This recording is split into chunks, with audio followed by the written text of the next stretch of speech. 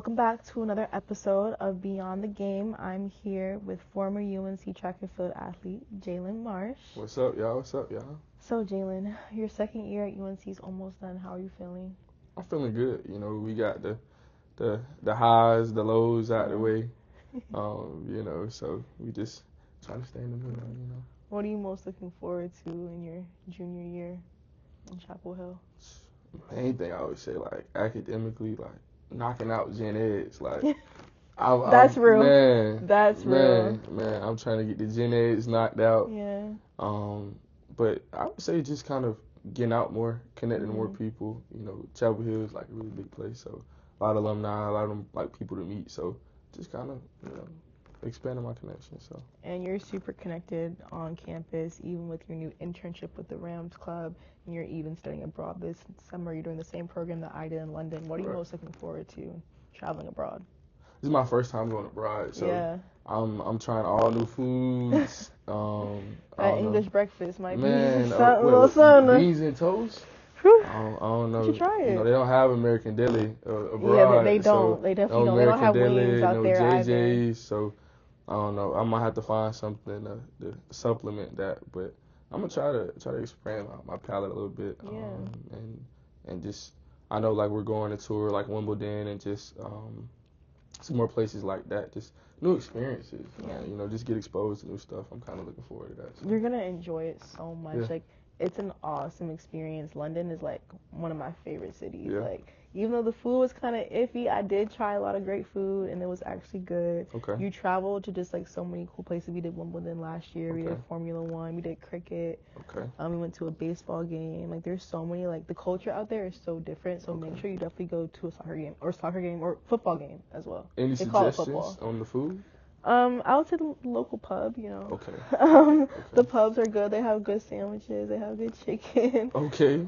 They have we got traditional English food. We got some seasoning in there. No. You might have to sneak your own on your carry-on. Put some hot sauce in my bag. Yeah, you're definitely gonna need that. Okay. Because they don't have that out there. Okay. But yeah, so college is supposed to be where you learn more about yourself and discover your interests more. What have you learned more about yourself these past 2 years? I would say like my social skills. Like, high school, like everybody knows everybody. It's kind of like you're either like a big fish in a small pond or like you're a small fish in a small pond. It's easier, to stand out. Where like coming to college, it's like everybody's valedictorian, everybody's like, got stuff going for themselves, and it's like, okay, now that like. Not saying that, I wasn't on the same level with people before, but you have a lot of people who are like-minded like you are. So I think I've done a good job as far as like just not being afraid to ask questions. Right. Or not being afraid to like just talk to somebody like you don't normally, talk to, or like in my classes, like just if I don't understand something, like asking the person next to me, like, hey man, like, do you understand this? Because you never know who you're talking to. Right. You never know, who that person might be or who you might meet, or just, just developing connection. So that's kind of like been my favorite part. In being a driven person, what have you learned more about like your interests? What are you interested in off the track? Yeah, so like right now my major is sports administration. I've kind of been around sports like all my life. So I started off as a business admin major, but I was like, I like the administration side, but I want to get involved, in sports, kind of like on the administration side, since I've been around it for so long, and it's something that brings me joy. Yeah, I'm trying to become like an athletic director. That's kind of like the role that I'm trying to get on. In high school I was like a big kind of recruiter. Yeah. Anything where I can like be around like sports and have an impact on other people and make their lives easier, or serve as a mentor. That's my position. That's awesome. Anything that kind of falls in that role. So not only were you a big recruiter in high school, but you were a big recruit in high school. And I'm going to read off his stats a little bit, just a few. Right. So you was ATF 400 meter champion, 7-time school record holder, 3-time state champion, 3-time All-State. You've like done it all. So what factored into your decision to come to Chapel Hill? I think it was more so like the brand, like UNC is the place to be. It speaks for itself. #1 public institution. Yeah. In the U.S., by the way, but I think it was just the brand. Like, I kind of grew up watching UNC basketball, and we're like an everything school. Everything is good, Right. no matter the sport. And yes, the academic portion, like I say, speaks for itself. But being able to go to like a field hockey game, right, Yeah. and it's deep, like it's turned, or going to a soccer game and it's deep and it's turned, just being able to expand, like me being a fan, because like being an athlete, like you don't really get a chance to be a fan, because you're competing, and so being able to, like I say, go to different games and just see different things. So when I came on visit, matter of fact, I came during like a Sunday, Monday, Tuesday, so I was able to kind of catch a game and also like see what daily life was like. And yeah, it was my first visit. I came, I told my parents, I was like, yeah. like I'm rocking with it. This is where I want to be. So yeah, plus the color is nice. Right? Come on now. Carolina blue, the best blue, in my opinion. Come on now. What was the most memorable experience that you've been to at a game? Ooh, App State. We played App State. Football? Yes. Yeah. Triple overtime. Yeah. That was my first game. That was being a a Tar great Heel, and man, like I've never seen. Shout out Amarion Hampton. Like, man. League. Man, come on now. Top 3, top 5. Come on now. And so yeah, that was my first experience in triple overtime. Then also, Drake May when we played. Draco. I'm trying to think who exactly we played. I can't remember who exactly we played, but we were ranked above Alabama for a week. And I've never talked so much junk in my life to other schools. I'm like, we ranked above Alabama, y'all can't say the same, So that week being a Tar Heel fan or just being a Tar Heel in general, like, you'll remember it forever. Man, come on now. So anyone can tell from your accent that you're from Atlanta. So what's your favorite part about the city? I would say like diversity one, but just like the strong black culture like we have like in Atlanta, dating back from like really before Atlanta really became Atlanta, but starting like in civil rights, like my family's been like in Atlanta since civil rights, and just to see how like the city has grown, like Atlanta is a mecca for black excellence and structure. So yeah, I think that's probably like the best thing about it, and it's a place that like I'm happy to call home. So yeah. What do you think makes the city so special or so unique from the rest of the cities in the United States? For one, the music scene is like top tier. Like anybody who's doing music, they always come through Atlanta. And your favorite rapper is from Atlanta. The best rappers in the game right now are from Atlanta. The best R&B people are from Atlanta. Okay, so every artist from Atlanta is from Atlanta, and everybody likes to take bits and pieces from us, Now we got like everybody saying twin, everybody say twin now, you know what I'm saying? So, and then now we got everybody talking about, like we just trendsetters. Is that from Atlanta? For it real? It definitely is. I didn't know that. Because these song blew up. Kind of like on TikTok, but the two artists, they're Atlanta natives, so I did not know that. We kind of, like I said, we kind of set the trends a little bit, So who's in your rotation of Atlanta artists? Ooh, I'm a Huncho really? influencer. Yes, I'm a big Huncho guy. Okay, I was not gonna guess that. Yeah, I'm a big Huncho guy. I was gonna go like Thug or, Don't get me wrong. Thug is good. Don't get me wrong. Thug is good. Okay. Okay, he's great. Thug is great. I haven't been on Thug as much since the Rico, but pre-Rico, I was a Thug enthusiast. Lil Baby, I was a Lil Baby fan. Mainstream. Pre-COVID, my favorite artist right now, I'm a Rilo and No Cap guy. They're not Atlanta artists, they're Alabama, but they been in Atlanta a lot. So I'm a big Rilo No Cap guy. So what are your top 3 Huncho songs? Top 3 Huncho songs? I gotta go Wagyu. I go Yes. Okay, I know that one. You know that one? Yeah. Okay, I go Yes, and I go Interlude. Okay, I like Interlude too. Come on. Okay. Playlist really valid. He putting y'all on. Playlist really valid. So what's a misconception you think that people might have about Atlanta? Like, people always like, oh, like Atlanta people like ghetto, or like when like in reality, like if you come to Atlanta, there's plenty of successful people. No, like for sure. Plenty of successful people. Like, man, I'm in high school. Like, it's people wearing designer in high school. It's people, when I was in elementary school, it's folks wearing designer in elementary school. That's crazy. You know what I'm saying? So like, and I'm wearing the what you call the Nike that you can bend. Yeah. You know what I'm talking about? Yeah, I know. I'm wearing the Nikes you I can forgot the bend, name. and these folks got on Christian Dior or whatever, Versace, Chanel, and yeah, no, like in Atlanta terms, Atlanta folks been having like Atlanta folks been having motion. Atlanta folks been having motion. You know what I'm saying? And not just motion, you know, like money wise, but like smarts. Like Atlanta people are very, very smart. No, when I went to Atlanta for a business conference, so was it 2 years ago? It just screamed Black excellence to me. Like, it was so amazing to see so many people who look like me just hustling, doing their own thing. Like, everyone was really, like, having. Oh, literally. So tell me about your experiences being in that presence, like, on a day-to-day basis. Yeah, no, I think it's helped me kind of, like, see somebody who's doing it.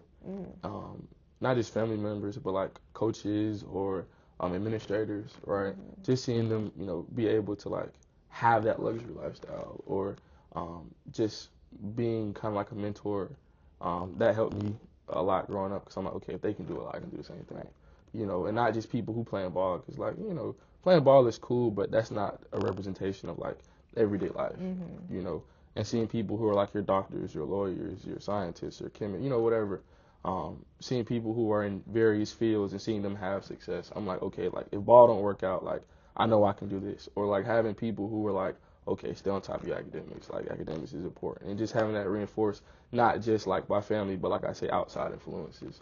Because like where I'm from, I'm from Atlanta, but I'm from South Fulton, which is like a county in Atlanta, Fulton County, but I'm from like the south part. Yeah. And South Fulton is one of the like only cities in America that is like, I think we have a black mayor, and like our town is like majority black, but like it is known for black excellence, black wealth. Like everyone there is striving for something, and we tend to put out like a lot of the pretty premier talent like in Atlanta, so it's kind of like a hot spot. But you know, not to brag too much, but to brag, you know.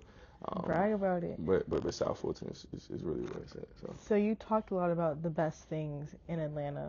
What are some of the worst things about the city? Worst things? Yeah. Ooh, man. Traffic. Yeah. Oh, traffic. We got too many people who keep trying to move to Atlanta. Stay away.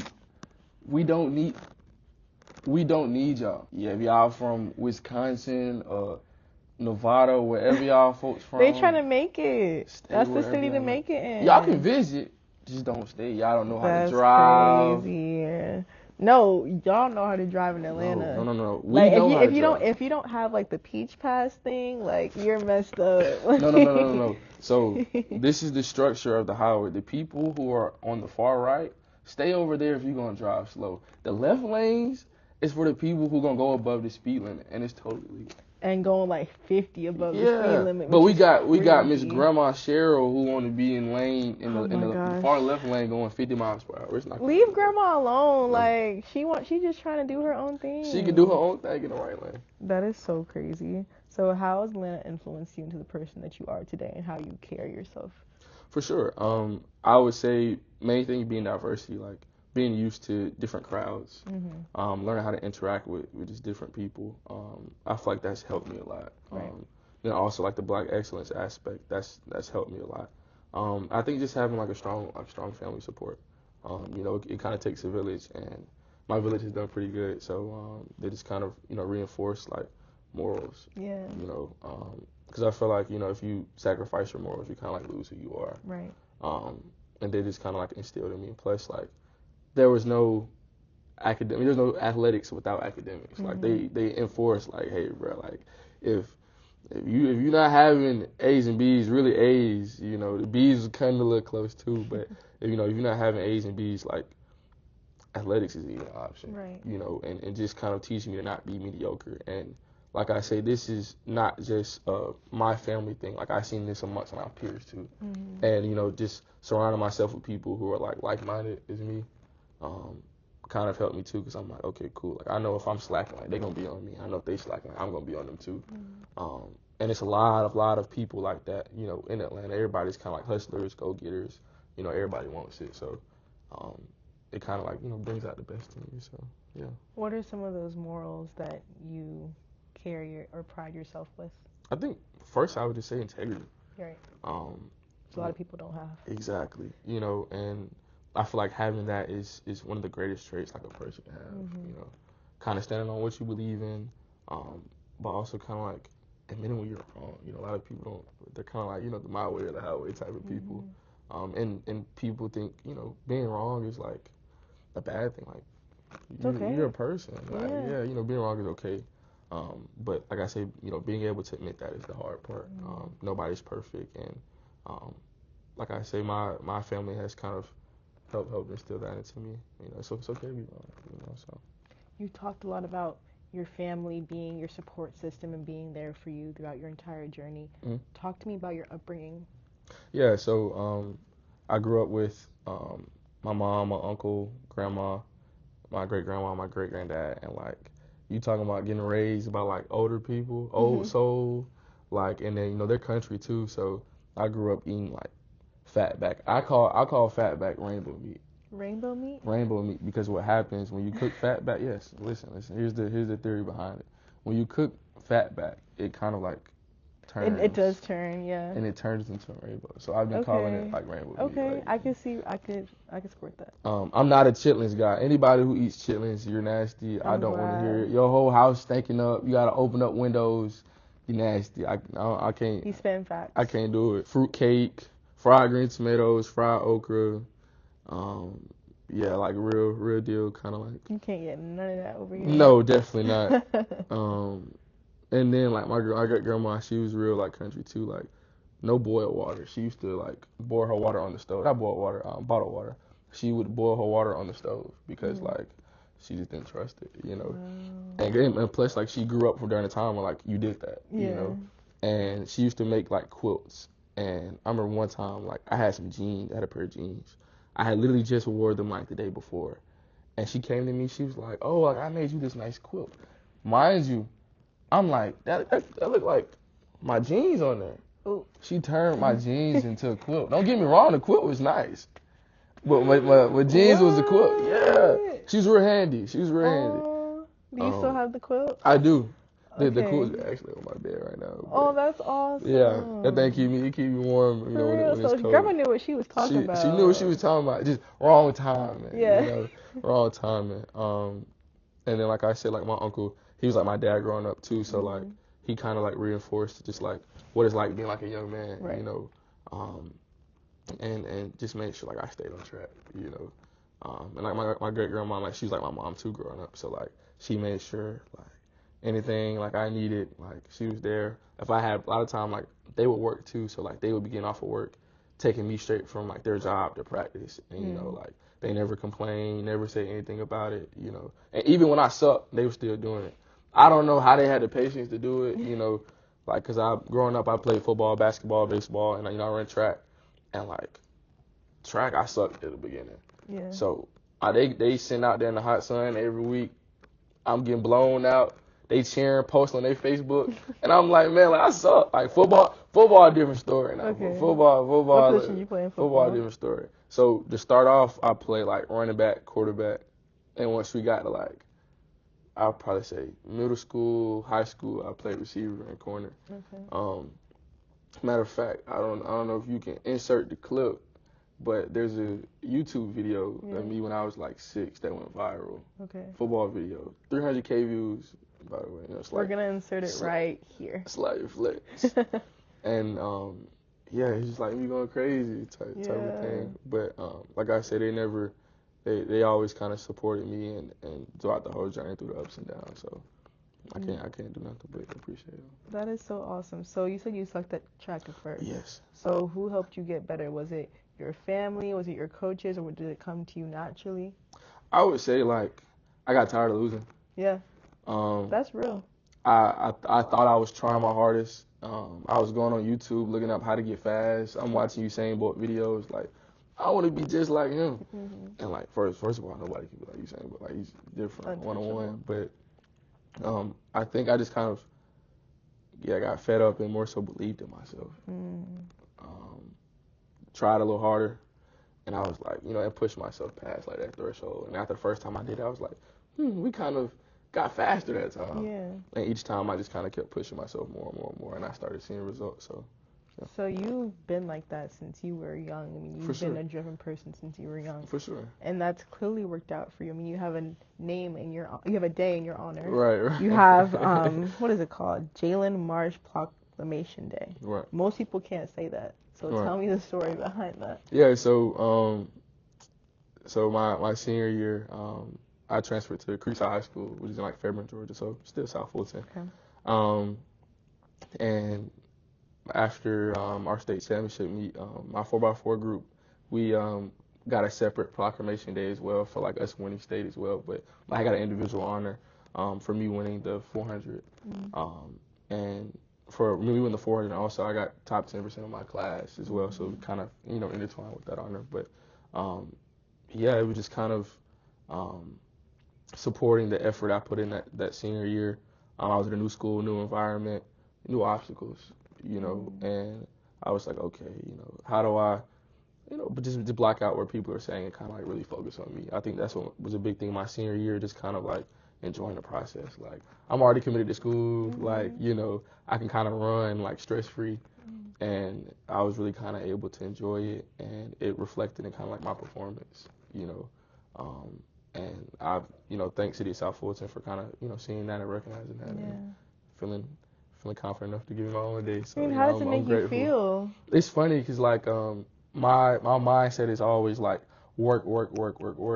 Like once I got it, I was like, oh, like this is nice, but like what's next? Like I gotta get something bigger. Next thing, But I did make sure like I took some time to kind of sit back and realize like the scope of it. Like this is big, So yeah. So what was next for you after?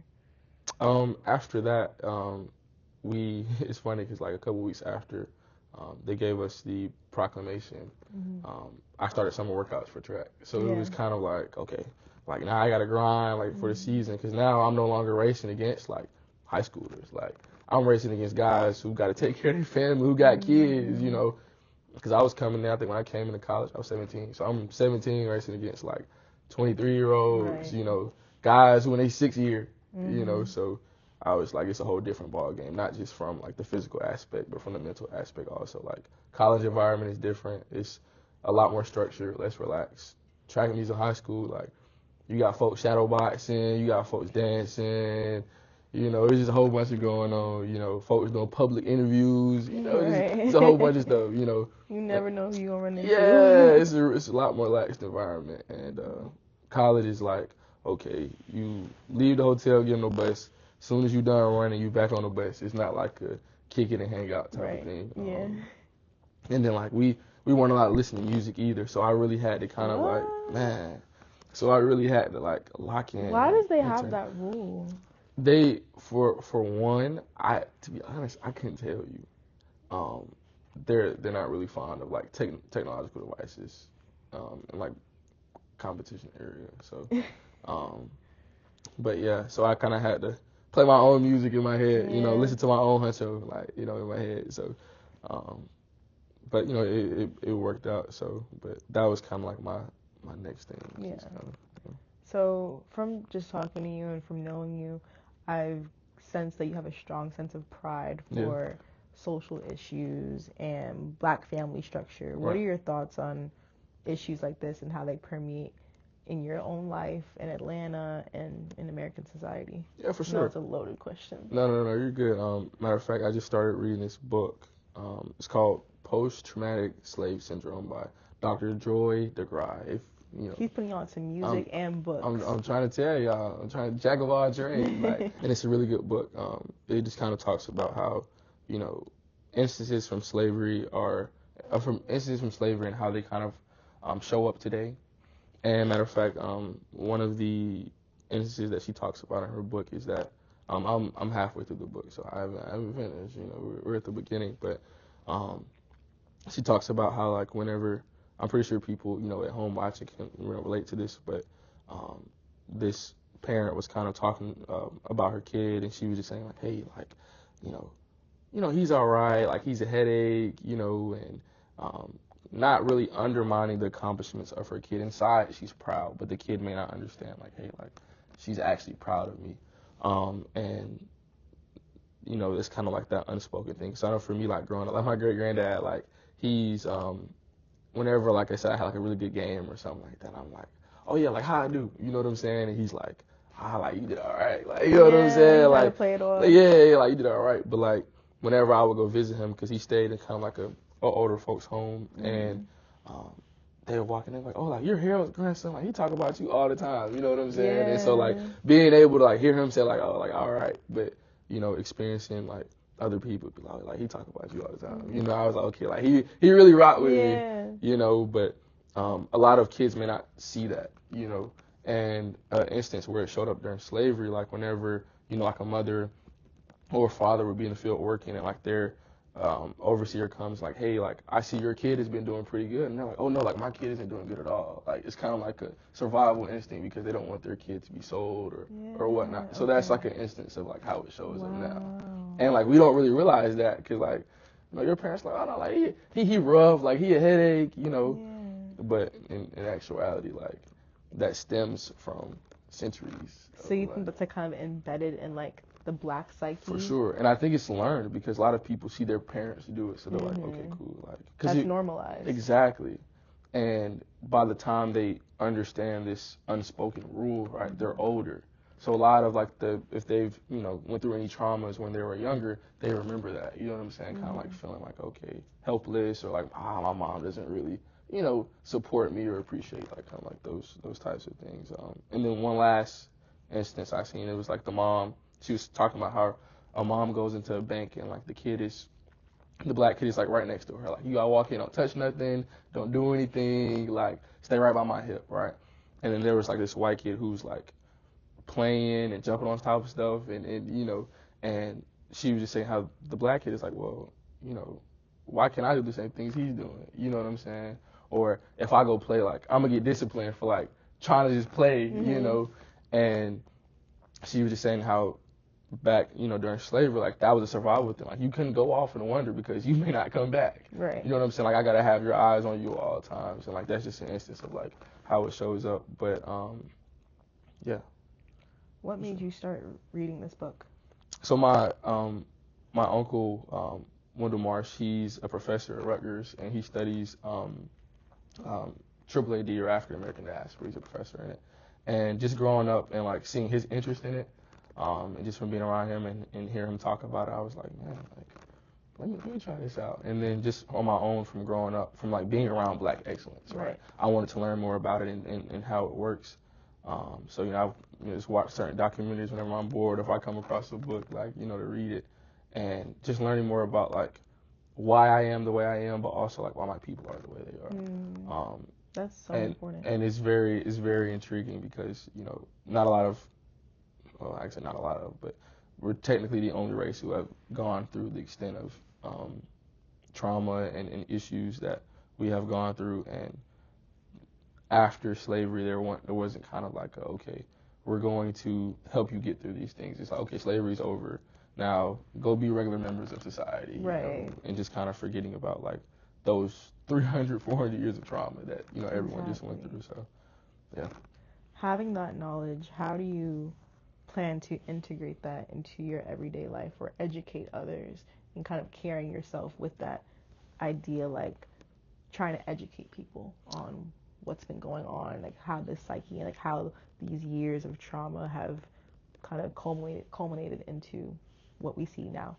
I think it's more so mentoring, you know, and spreading the word, passing out stories, because like a lot of other ethnic groups or races, they have stories like folk tales, everything, you know, and a lot of our stories are getting lost within our elders, you know.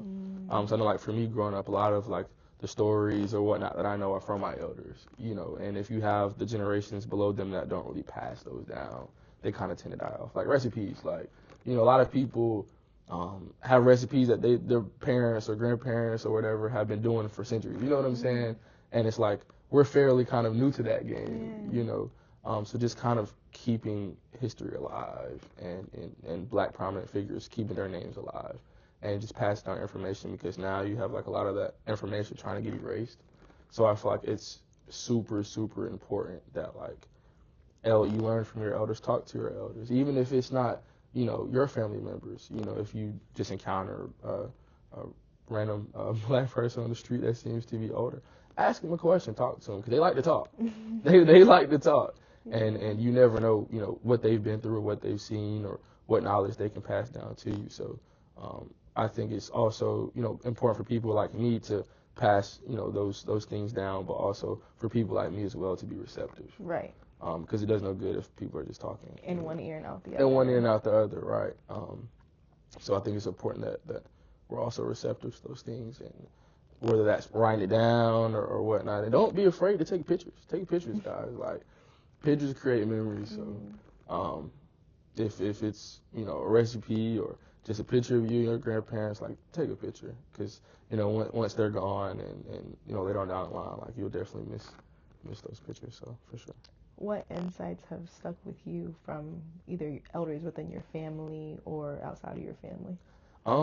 I think I would say just seeing them persevere. Like my great grandma, like she grew up during the Depression, so like her telling me about like and just like her psyche, like she was one to like save everything, right? So like that's why like she made my quilt out of my jeans, because she's like, okay, like these are jeans, I can make this into a quilt. Or she used to make buttermilk and bread. So like if there's like spoiled milk, she can make buttermilk out of spoiled milk. Like anything and everything got saved. Kind of repurposing. Correct. Doesn't matter what it was. There was always a purpose for something. Nothing was really going to waste.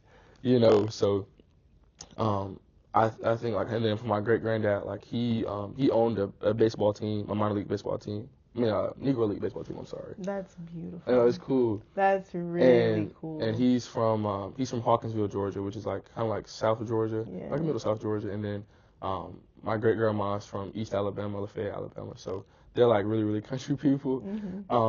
And just seeing like their way of life, and then once they came to Atlanta and kind of like became city people, they came kind of like that during like the Great Migration of like people, to Atlanta, and seeing how they were black excellence, because they in South Fulton, they opened up a Kingdom Hall, and kind of like off of Cascade area for Atlanta people. That used to be their property, and they turned it into a Kingdom Hall. So they kind of helped pave the way as well, and just create opportunities for people. Just them not being selfish when they had every right to be, because like they need their money for their kids and stuff like that. So just learning core values from them kind of helped me. And just seeing like what they went through and how they persevered and how they were still like such loving people and put kind of everyone else's needs before theirs, right, even though they went through a lot. So I think we can both agree that black people are in a very tumultuous time right now. Sure. So how do you think that we as a people can come together during these times and not just connect, but educate each other and mentor each other and really stay in tune with our history and our ancestors and our teachings and how we kind of molded us into who we are today? I think the first step I would say is comparisons. If I'm not mistaken, the quote is comparisons the thief of joy, if I'm not mistaken. And I think that's kind of like the main number one suspect in kind of just black joy or black success.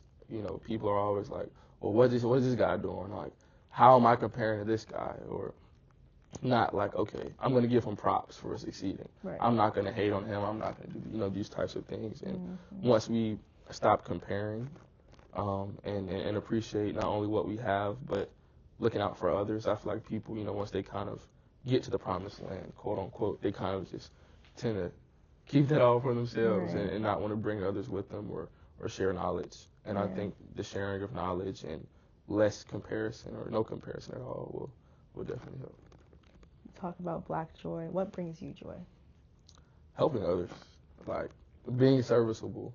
For me, one thing I started, like I try to do just about every day is like if it's a random person, just like say hey or like how's your day going? You know what I'm saying? Because like you never know like what somebody's going through, and just doing something by like saying hey or just showing like hey I see you. You know what I'm saying? Like that can go a long way.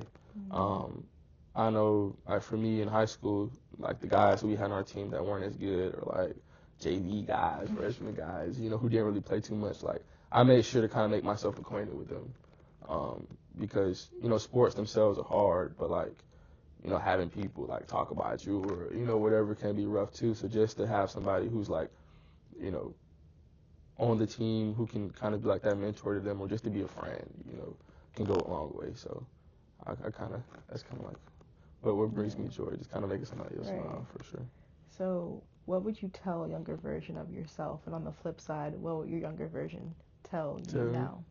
Ooh, I think my older self would tell my younger self kind of stay patient. Because, like, now, since I'm the older self, my younger self, like, I will always be worried about, like, what's next, you know, and not really kind of taking into account, like, the moment. Like, okay, like, I remember, like, high school, like, I'm worried about, like, how am I going to get offers? Like, what does my next 5 years look like? You know, like, I'm stressing every night, like, I'm stressing, you know, and to know that I turned out all right, you know, I would just kind of tell them to stay patient. And then, like, for my younger self to my older self, I would just kind of say, like, just stay true to who you are. And I feel like I've done that so far, but just continuing to kind of stay true to myself will help me kind of become the best, like, Jaylen Marsh I can be, you know. So that's an awesome thing. Yeah. Well, that was Jaylen Marsh Beyond the Game. Thank you to all that listen, and see you next time. Bye, guys. Hey. That was great. Hey.